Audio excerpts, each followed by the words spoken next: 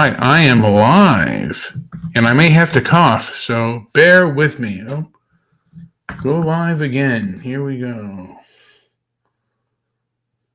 And I am live. All right, here we go. I'm live on X, and I'm live on a lot of other places. So yes, I'm reminded of a story of a man born.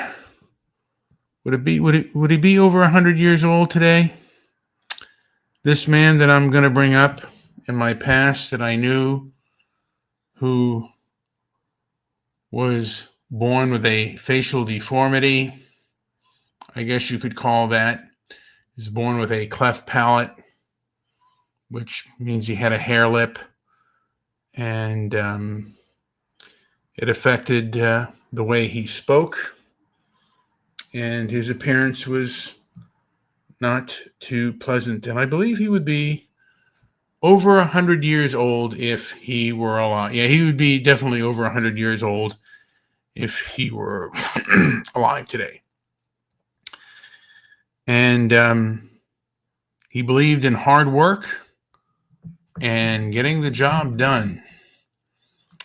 And I don't think there are too many men like that today. And I'm certainly not one of them. But he worked from sunup to sundown. He spent time in the Merchant Marines and shoveled coal off of a ship, went around the world, and then worked at I will say Edgemar Dairy as a person who worked and maintained the machines and made them operational. And he was a jack of all trades. And I could almost say that he was a master of all trades. His hard work ethic made it that way. And I just want to say, perfection is the enemy of failure, or the enemy of progress. Fear failure. Perfections often procrastinate because they fear making mistakes or not meeting their high standards. This fear can paralyze action, as they might wait for the perfect moment to start or complete a task. Starting the task is half the battle. Overthinking a thing. You know, a lot of people, I remember when I was around this old man, I said, I wanted to wait. Sorry, folks. I wanted to wait before having children, before I was, financially set. And the man one time just said to me, if you think too much about it, you'll think your way out of it. So overthinking something, the desire to do everything perfectly, can lead to overanalysis and overthinking. You just have to do it. Unrealistic standards. It's not going to be perfect the first time. Oftentimes when they say, when you go out on stage, go out and break a leg, because again, don't have any standards, just do. Time management. Perfection might spend a disproportionate amount of time on minor details. So sometimes you don't see the forest through the trees.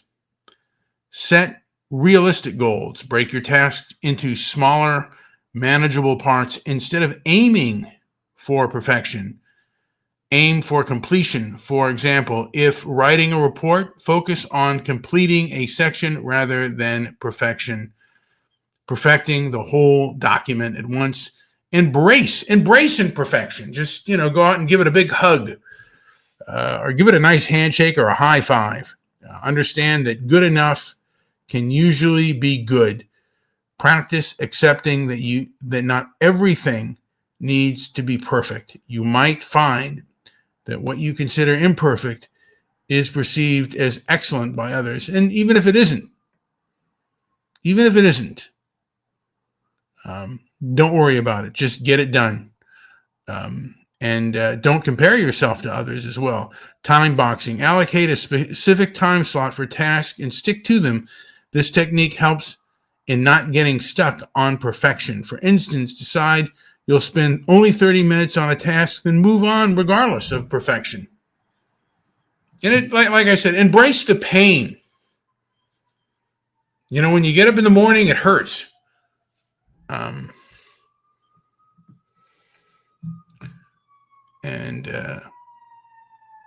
refrain your thinking. Shift from I must do this perfectly. Oh, I hear a siren. It's another thing about imperfection. I'm here in my little room, and there is a siren going off. And that's, like I said, it's part of the imperfection process.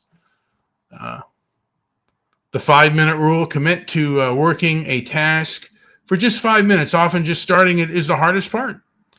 And again, they say refrain from overthinking. Shift from I must do this perfectly to I will do this well enough for now. Just get it done. Don't worry about perfection.